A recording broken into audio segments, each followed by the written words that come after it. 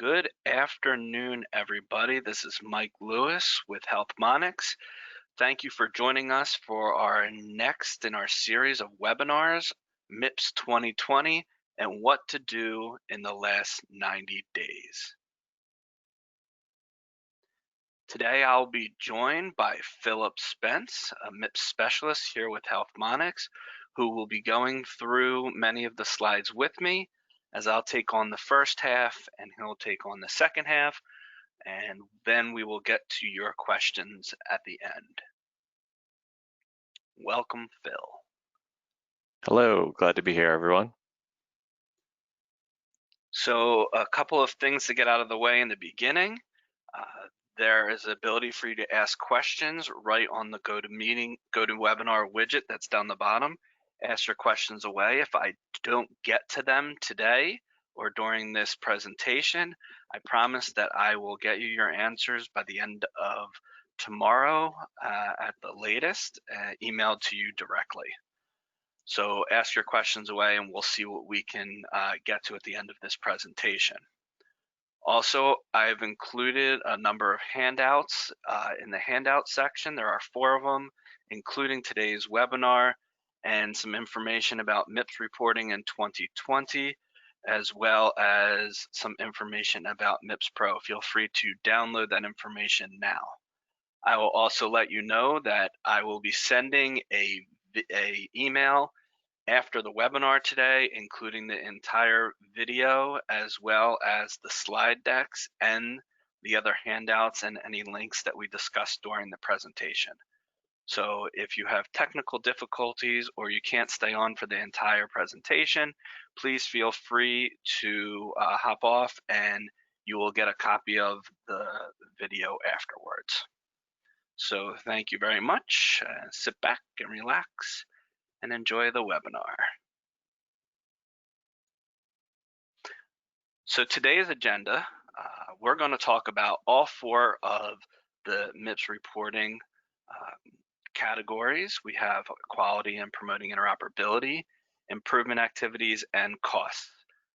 We'll also be going over steps and tips and tricks for you to get past these next 90 days. It's a little bit less than 90 days today, and prepare yourself for reporting in 2021.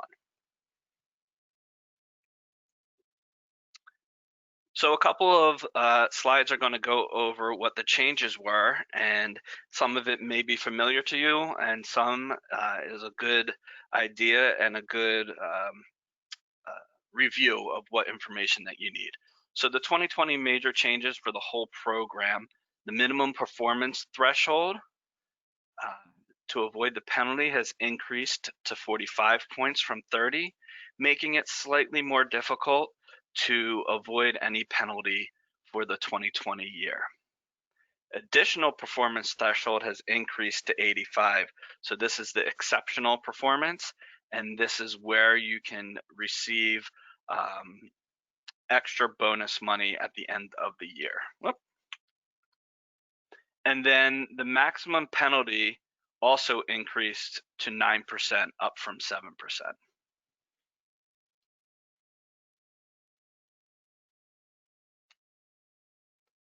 So diving straight into quality, as it does take up most of your score for 2020.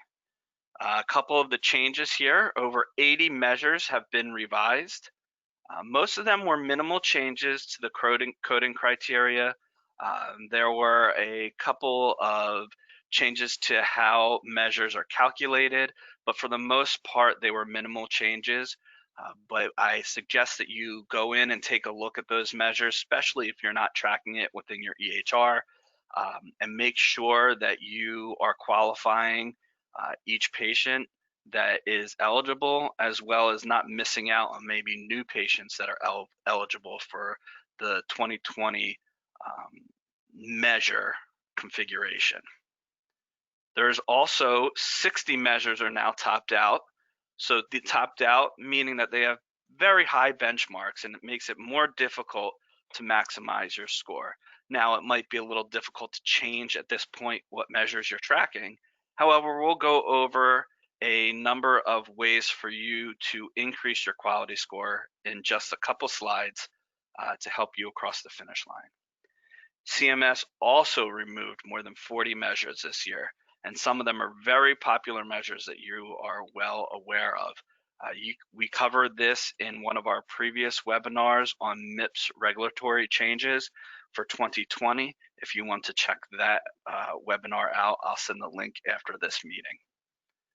And the quality data completeness requirement has increased to 70% this year, meaning that for every single measure that you're reporting, you're going to need to report on at least 70% of your eligible instances for each measure.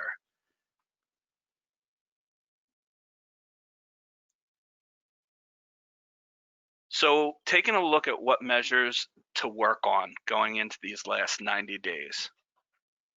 So if you take a look at these two measures, the measure 130 and measure 331, two of our more popular measures, by the way, you can see on the left-hand side that the deciles are very wide, meaning that if your score was somewhere in the middle of this darker yellow color, it'd be very difficult for you to gain any points at this point during the year for multiple reasons. One, the next level, that lighter yellow color, is more difficult to get to.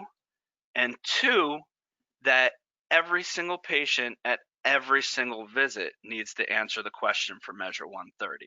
So you're taking a look at a measure that would be very hard and has a very large denominator to start with. So yes, reporting that measure is great. That's fine. You probably do very well, but it is hard to improve at this point of the year. However, if you take a measure like 331, and let's say that you're somewhere in that yellow phase for this measure as well, you can see very easily that you can move into the green by doing limited amount of patient visits to get moving forward, and you can make big jumps in the gaps in these next 2 months. So it's important to take a look at a measure like this. The denominator is going to be smaller because it includes patients that were prescribed for acute viral sinusitis. So an antibiotic was prescribed. So you're limiting the number of patients, and that way, the more that you do correctly towards the end of the year, the larger impact that it will have on your numerator.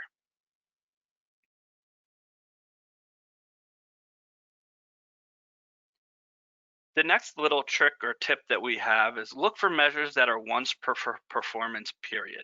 So in our system in MIPS Pro, you'll be able to see that each of the measures will have a line in the beginning of the measure instructions, and you're going to want to look for the ones that say this measure is to be submitted a minimum of once per performance period for patients seen during the performance period. So what this means is that those patients that you are seeing in your practice, that you see 10 times a year, that only one time is that measure going to count for them. So with these measures, it's easy to make up on misses. So those patients that you didn't ask the question in the first half of the year, but they come back in, you could ask for them at this point of the year. So what you want to do is you want to review your patients and where you did not meet the performance. Check, are they coming back in? Can you schedule another appointment? And also in today's day and age, why not check to see if you can get them on a telehealth visit? That way you could see them, you can work on their quality, as well as have the opportunity to up your quality measures within MIPS. MIPS Pro will give you credit for the best case scenario for your measures that are once per performance period. If you meet the performance criteria at least once during that period, you'll receive 100% credit for that measure, for that patient, excuse me.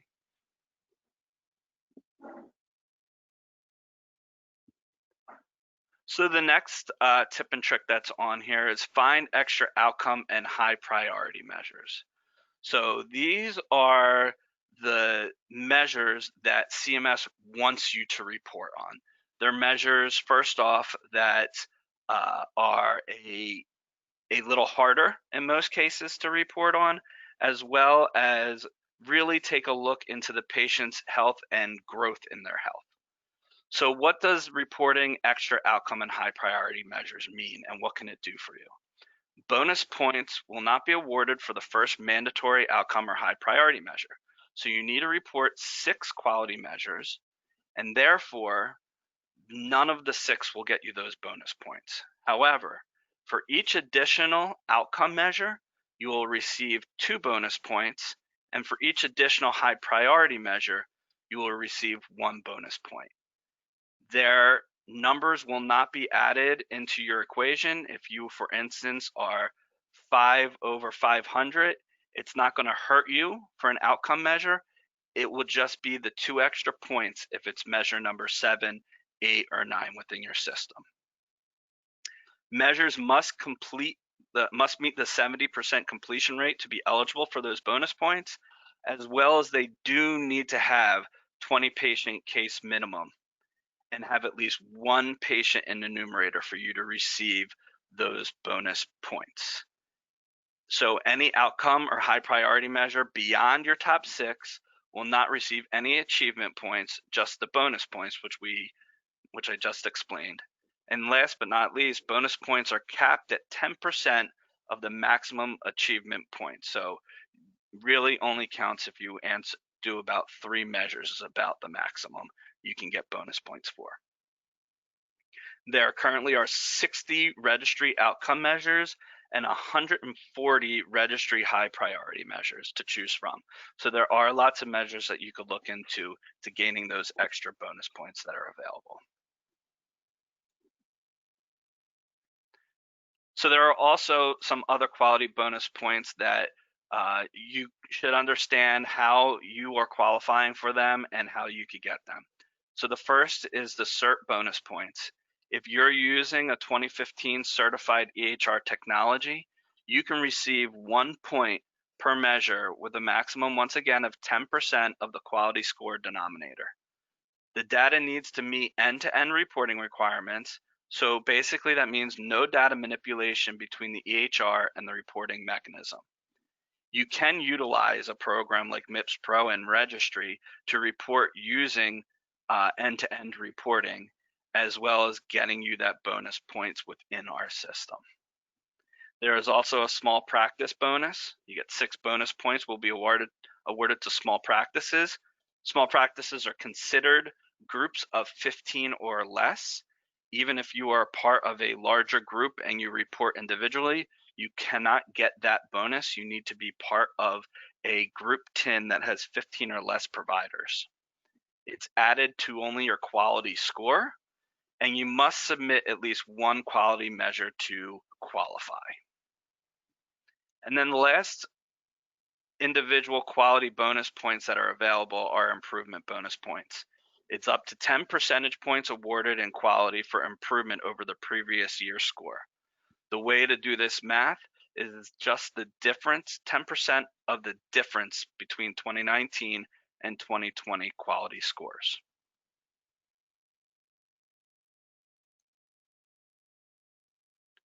Okay, so that's it for quality right now. And please, once again, if you have some questions, we have some good ones coming in. Feel free to ask your questions and Phil and I can get to them at the end of our presentation. Improvement activities. Increased participation requirement is the major change this year for improvement activities.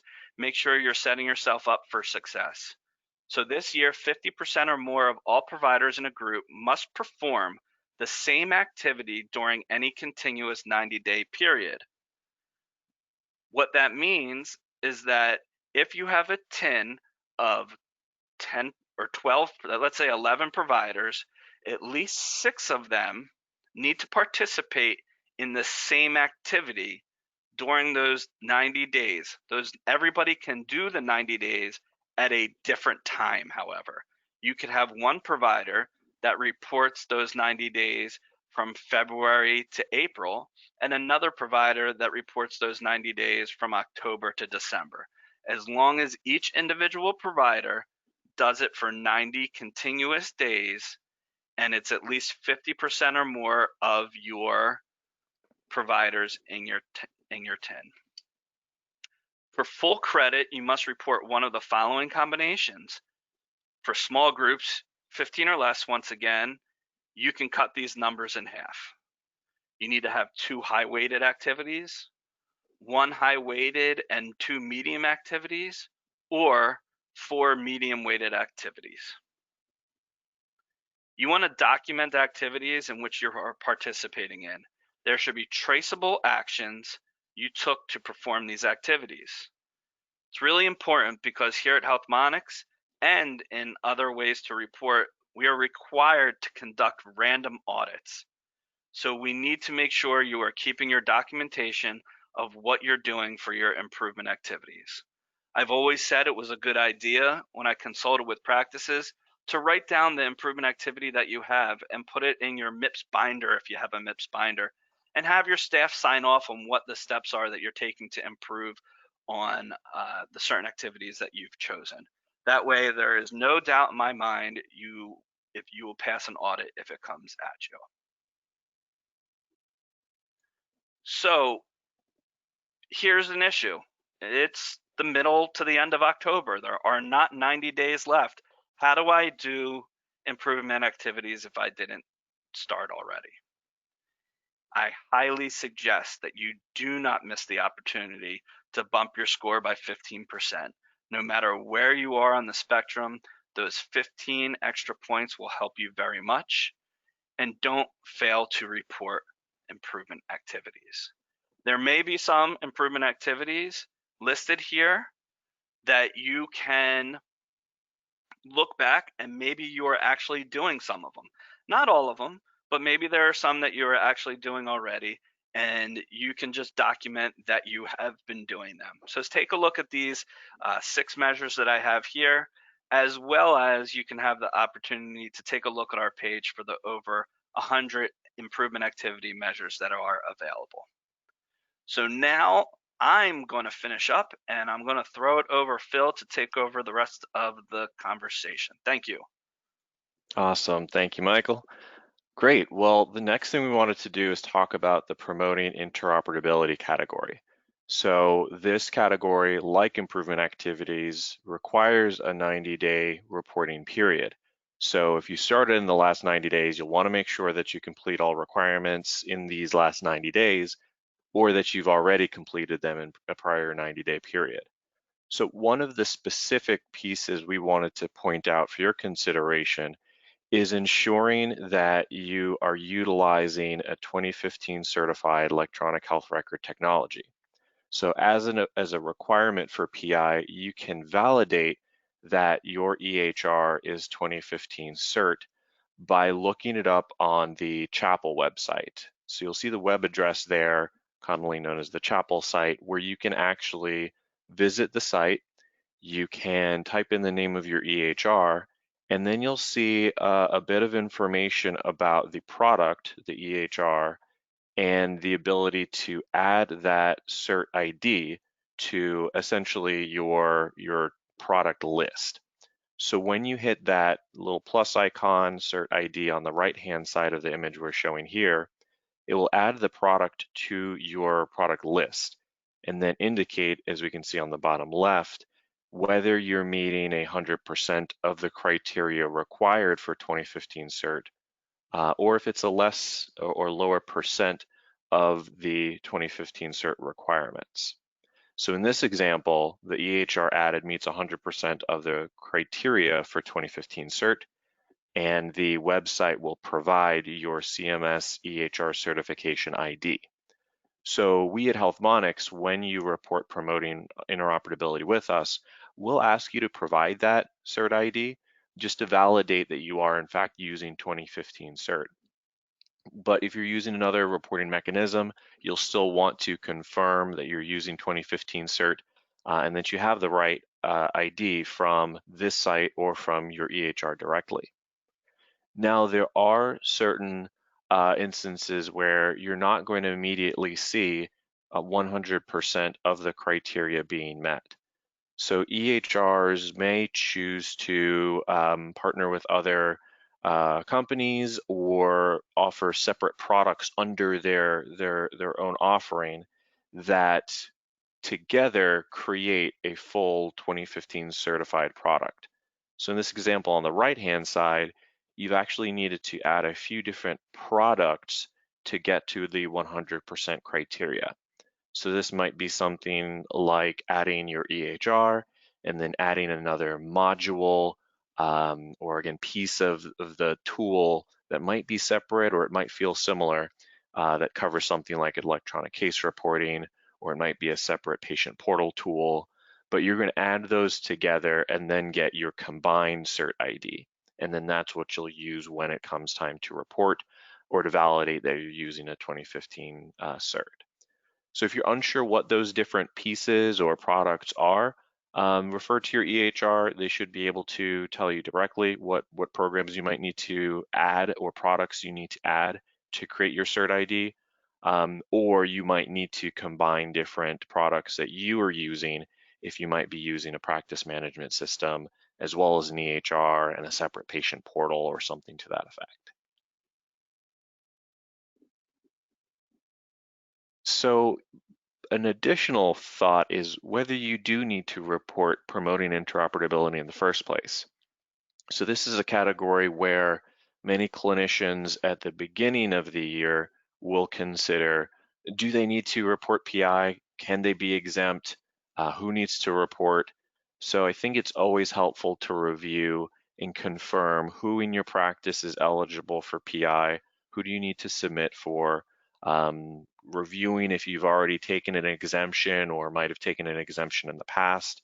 Certainly with all the challenges everyone has faced this year, you might have had some turnover in your organization, so this might be worth reviewing what the practice did last year as well, whether you reported or took an exemption for PI.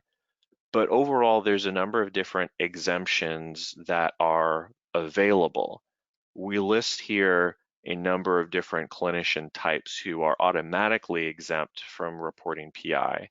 So your nurse practitioners, therapists, psychologists, and non-patient facing providers are automatically exempt.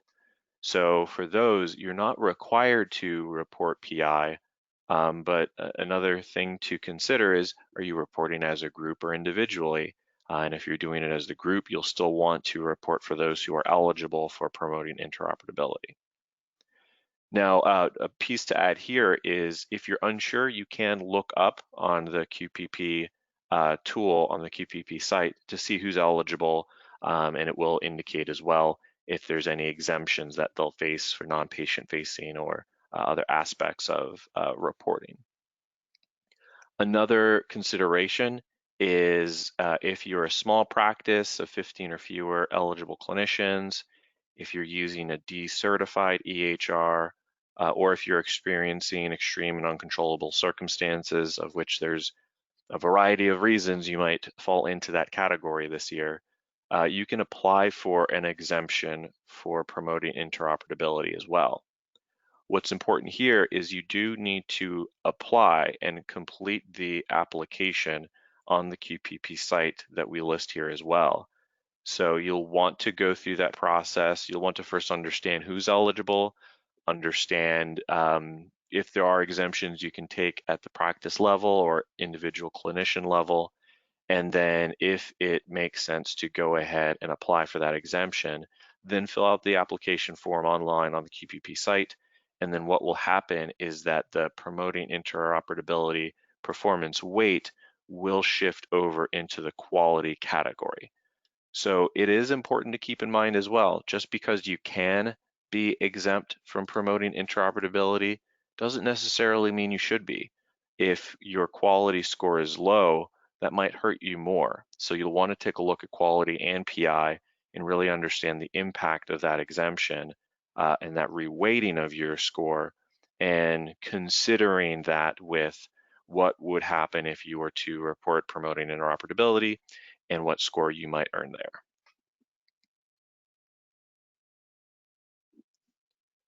So some other considerations for the end of the reporting period is making sure you understand each of the measures and the criteria for those measures, and that there are additional exemptions available for specific measures within promoting interoperability. So there's 6 required measures, and that includes a security risk analysis. So you'll want to certainly look at your security risk analysis. Have you completed it? If not, go ahead and complete the SRA as soon as possible. Just get it done with. Certainly that will take some resources, but you can document that, complete it, and meet the requirements for that measure. If you've already completed it, this might be a good time to just review everything was completed correctly. You have the documentation confirming that. As Mike mentioned, in the event of an audit, you'll want to verify that you have that information available.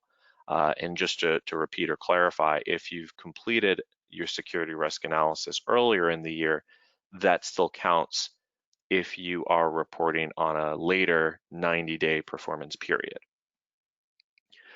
We mentioned as well that there's exemptions available for individual measures. So if you don't qualify for those exemptions, you'll want to at least have a 1 in the numerator for each measure for promoting interoperability, or you face earning 0 points for the category. So if you can't get the entire category exempted, or you can't get individual measures become exempt from those measures, you'll want to make sure you complete the measure at least once for each measure. So what that might look like, and the measures that often create the largest challenges that we often hear, is you're sending and receiving of electronic referrals or transitions of care. So if you have not already completed a receipt of an electronic referral or sending an electronic referral, this would be the time where you need to look at who can you complete that process with.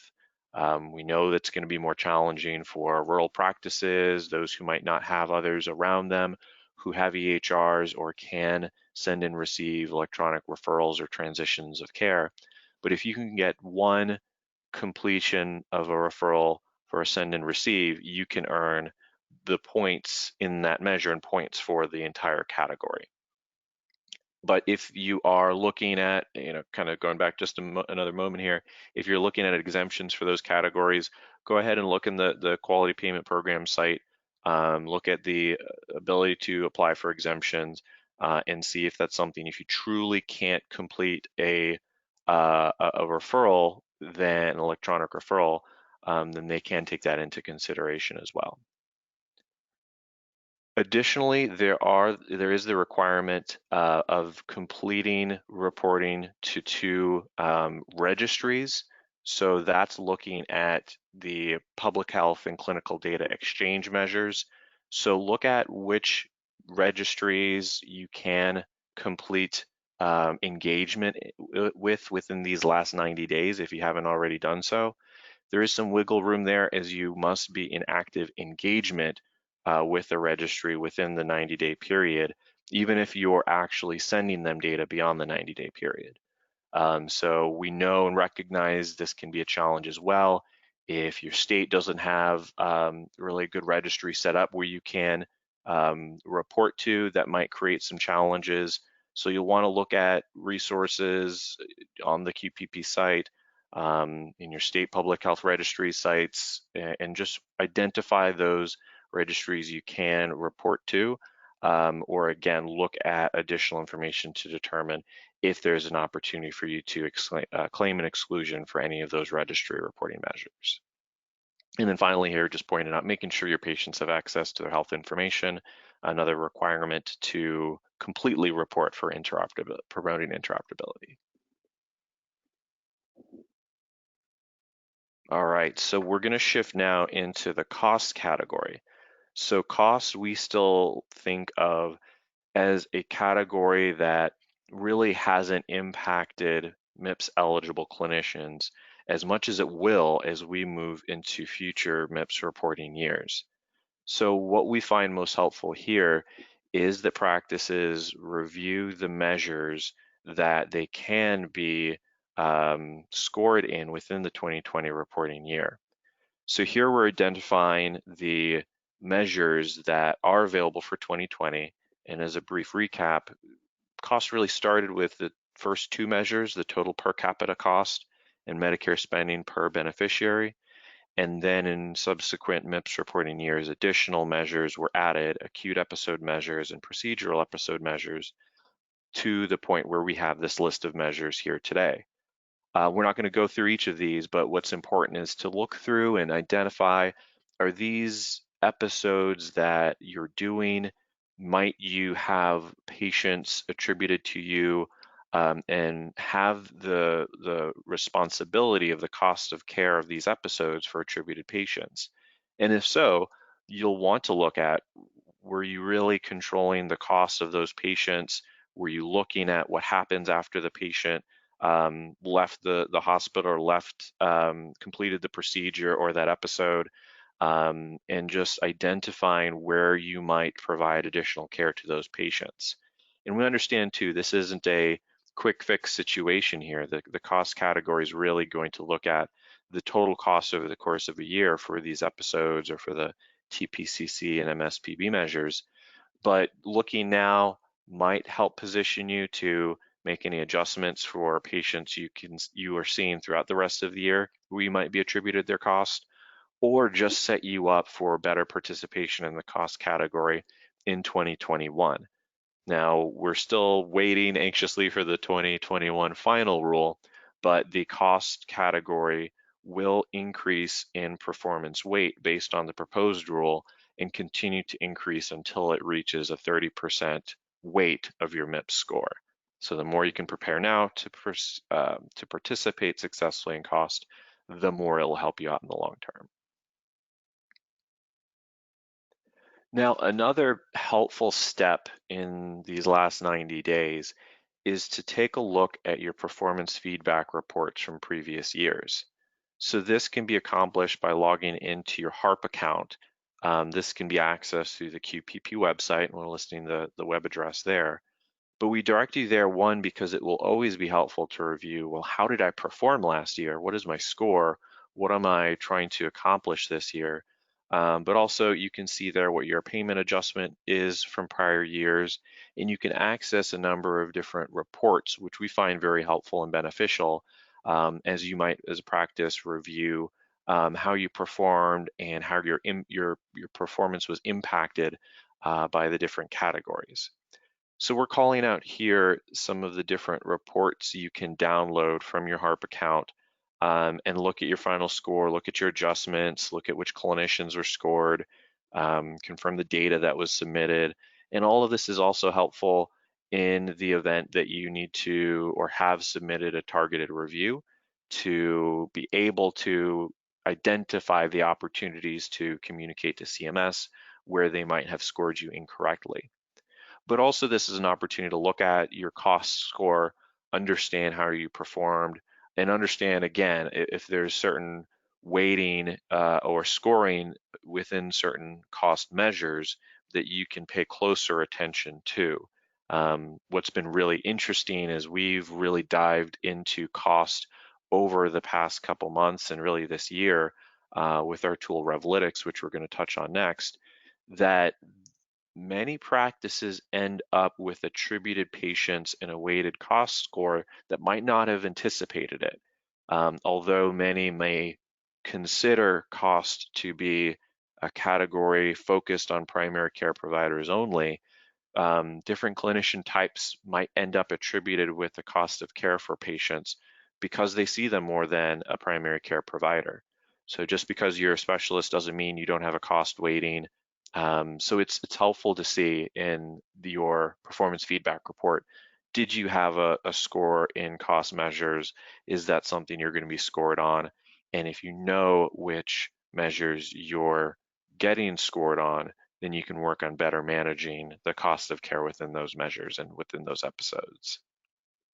So that leads us to Revlytics. And if you've been attending our other webinars or following our blog, you've heard us talk about Revlytics previously, but it's really what we've been driving to help practices gain insight into their cost score and into their cost of care. So what we're doing is we're pulling claims directly from Medicare and really providing the same algorithms and calculations that CMS is performing to be able to present your MIPS score or your cost score on a dashboard that you can review that's more timely than waiting for the next year in your next performance feedback report. So we see this as a tool providing actionable insights into your cost measures and into the data that's really creating the performance within those measures.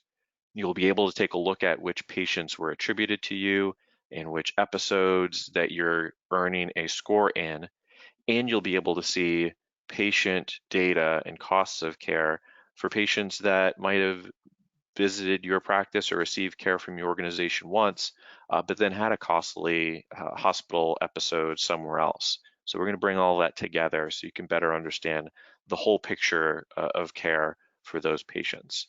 You'll also gain insights into patient HCC scores, which can certainly help with other payer programs and additional reimbursements shared by those payers, and also just really being able to identify where you can have the largest impact on your cost score, potentially increase revenue by bringing in additional procedures into your practice, and just managing the care of your patients in a more conscious manner, and really focusing on that difficult balance of high quality, low cost care. All right, so we're going to shift a little bit here. We talked a little bit about Revlytics. For those of you who are already using MIPS Pro, certainly please contact us if you'd like to discuss any steps in the last 90 days or finalizing your dashboards within MIPS Pro. For any of those of you who may not have already engaged with us in our MIPS Pro product, we're here to help. We're here to help simplify the reporting process, give you a support team to work with that knows MIPS, looks at MIPS measures day to day, and can provide direct feedback and insight onto some of your difficult measure questions or program questions, and can help you with identifying the right data that you need to get to us to look at your performance, review your requirements, and review your score all before you submit that data to Medicare. So we're really here to try to help make this easier for you and make sure you understand how you're participating in MIPS before you go ahead and send that information to CMS. So as we're getting ready to wrap up here, we do want to touch on what's coming for 2021. As much as you all may be just heads down, providing care, MIPS might be in the background, maybe it's a panic button that you're experiencing right now to finish out the reporting year. As much as you need to finish 2020 reporting, it's helpful to start thinking of 2021 as well. And that's just going to position you for better participation and hopefully a higher score as well. So what we find is interesting, CMS has always said you're going to have these positive incentives that are going to increase year to year. And, for the most part, that hasn't shown up as highly as we would have hoped and anticipated based on CMS's regulations. But even so, based on the changing criteria for participation, for avoiding the penalty, for high performance, CMS does expect that top performers in the 2021 reporting year and 2023 payment year will receive close to a 7% incentive. So there's a number of factors that add up to that, but just know the continued participation in MIPS will continue to pay off in greater amounts as the program does become more difficult to score well in. So all that to say, this is really a year to participate in a year to get started early for 2021. So you're not in a position where you're scrambling to gather information at the end of the year, but can make it part of your day-to-day activity and make it part of your normal assessment to identify ways in which you can improve. And that's one thing we recommend as well. Utilizing a tool like MIPS Pro, you can look at your score on a continuous basis, your performance in your measures on a continuous basis, identify your gaps in care, identify the patients you might be able to schedule another visit with or do a telehealth visit to potentially up your score. and just continue to monitor how you can improve throughout the year. Also, we focused this webinar on the last 90 days. You can report any 90-day period, continuous 90-day period, for promoting interoperability and improvement activities. So you might consider doing that earlier in the year, if now you're looking at doing it for 2020 in the last 90 days. But you can also do things like your security risk analysis earlier in the year to get that out of the way as well. And just making this a team activity, as much as it may be a challenge to work with a group of providers to focus on regulatory aspects of care like MIPS, just making it part of your team activities and communicating about MIPS requirements and measures and focus areas on a regular basis is really going to help it not become this mountain of effort at the end of the year that may produce more stress than it really needs to be. And then finally, look at what measures you might report on for next year now, because as Mike identified earlier, measures are changing year to year. They're becoming topped out. The benchmarks are changing.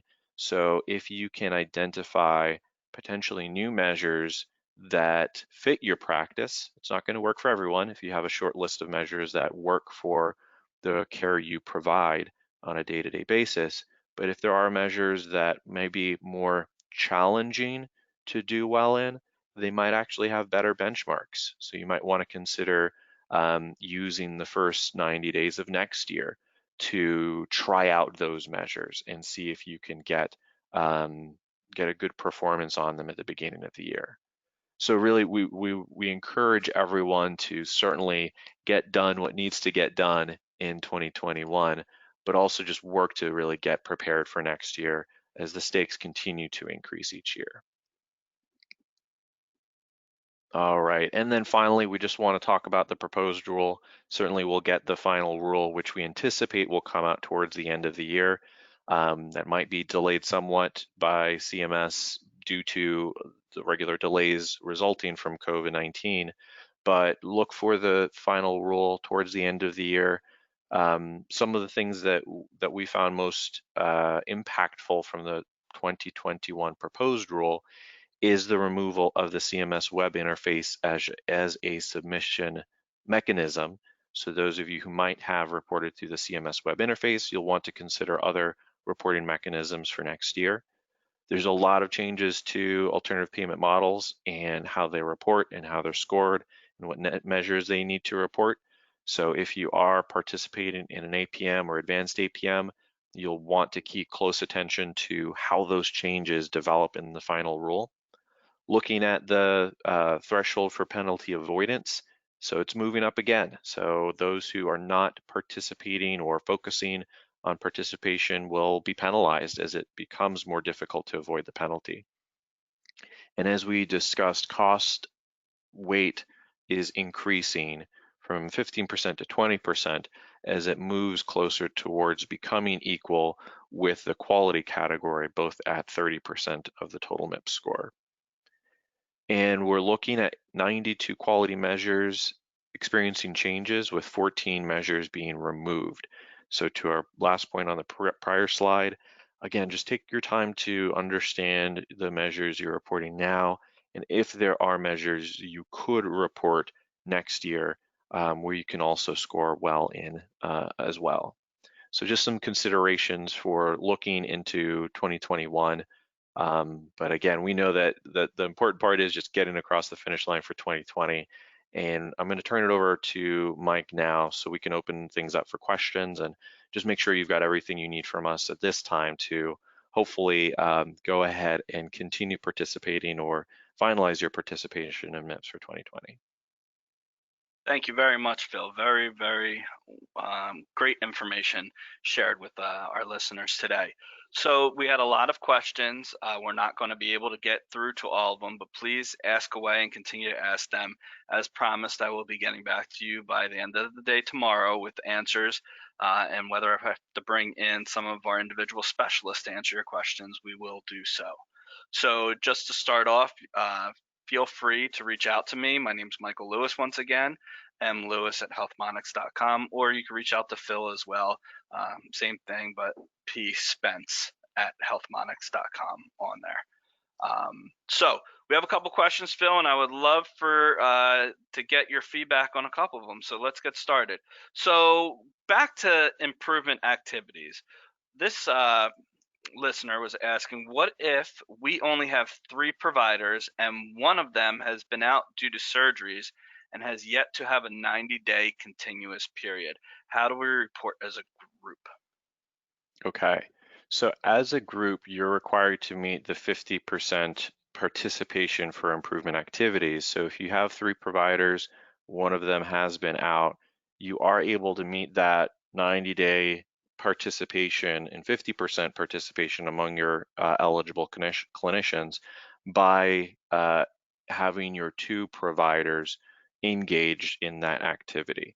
So like Mike mentioned, you'll want to document engagement, but if that provider has not been able to participate continuously, by nature of it being a 50% requirement, you can still meet the requirements for improvement activities and get your full score in the category. Great. All right. So any tips for selecting the best measures for a small specialty practice? This one here is asking from a pain management perspective, but we get this question a whole lot from specialties across the board. Yeah, I think the reporting rate or reporting frequency is one to look at for a small practice, specifically for specialists, pain management, for example. If there are measures where you're only required to report or have your performance counted for one visit throughout the reporting year, then if you missed an opportunity to gain a positive performance or a met performance on a measure, you can treat that patient again, or when you next see that patient, you can complete the action required for that measure and get a positive score. Another consideration is measures, again, that might end up being a little more challenging, but may have a smaller denominator. So if you're looking at a smaller patient pool, maybe it's certain care that you're providing less frequently, certain diagnoses or procedures that you're treating less frequently, then looking at that population where you have an opportunity to have a greater impact per patient than those like a measure 130, where you're going to document every time you see any patient, is typically in the denominator.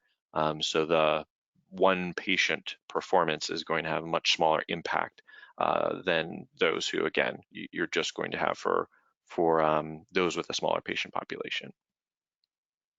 Great, thank you, Phil. All right, this one, we have PAs and MPs in our group. We talked to CMS and they told us we need to report on them for PI as a group. Confused by the slide that we had. Per the QPP, do they need to report?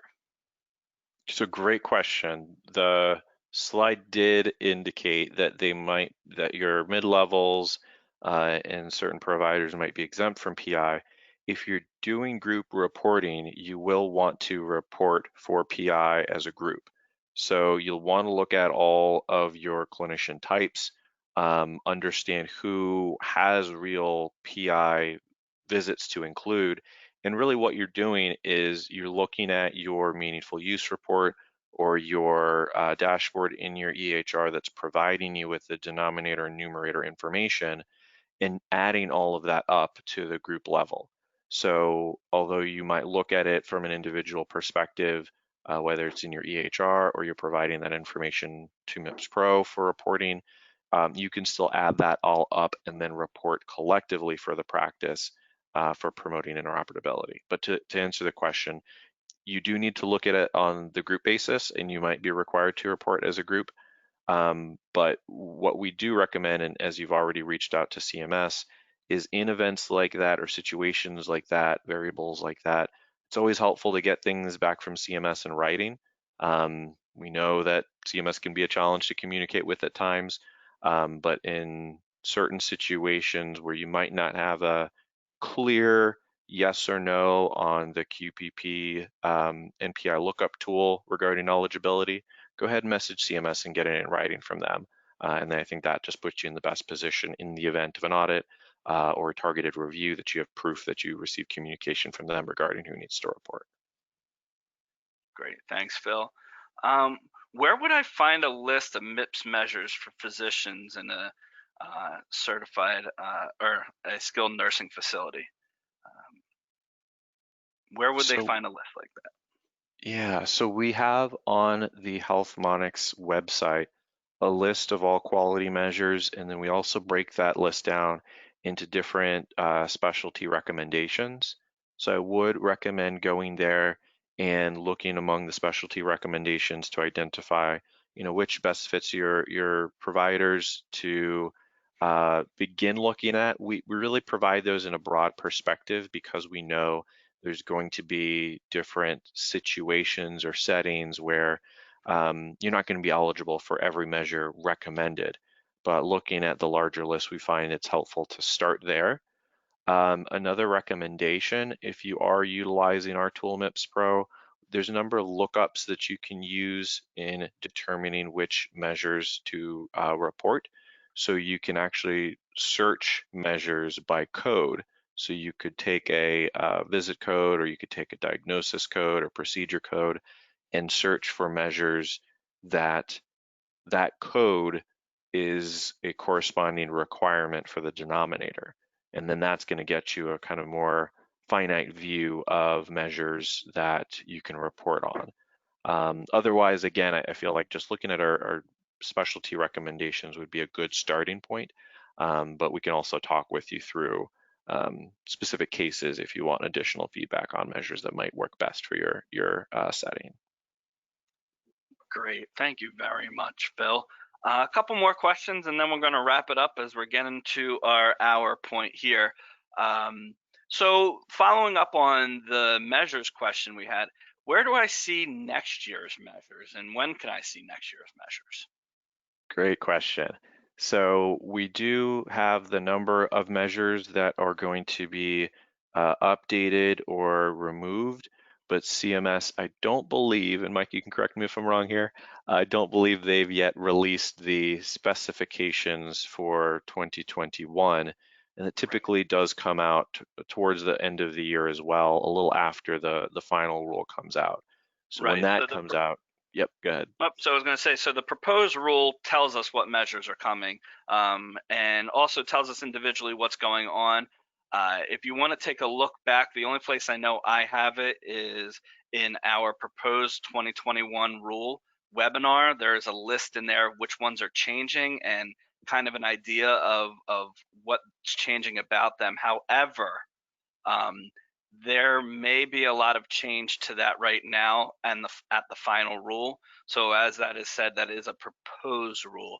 And a lot of times when you're talking about individual measures, some of those changes don't go through, especially when you're talking about eliminating measures or adding measures. They don't all get changed. Thanks for the clarification there, Mike. No problem at all. All right. Well, this is an inside MIPS Pro question, so I'll throw this one at you. How do we see the bonus measure points on our quality dashboard? Great question, and I think that's a really important piece to look at, particularly when trying to optimize measure performance and measure score. So as you can see on this slide here, we actually have the for more information slide. We're showing our performance dashboard, specifically the decile view, which aligns with the score in the measure selected. But we also have a quality points tab that's towards the upper left area of the dashboard here, where if you were to click on that within a MIPS Pro account, you can then view what we calculate as your best 6 scoring measures, and it highlights whether you're earning bonus points for those measures, whether it be for reporting an additional high priority or outcome measure, or a measure in which you're receiving the CERT end-to-end bonus. So we will show those bonus points there, as well as below that top 6. If you're tracking performance on more than 6 measures, we'll also show those bonus points for all measures that you are tracking performance on within MIPS Pro. Great. All right. Last question, Phil. This one was asked earlier during your presentation when you were discussing the last 90 days. I think you hit on it a little bit, but just to clarify for people, when talking about the last 90 days, there's no extra requirements for this last 90 days, is there? Or are there? And what what was the meaning of this 90-day period for doing this webinar?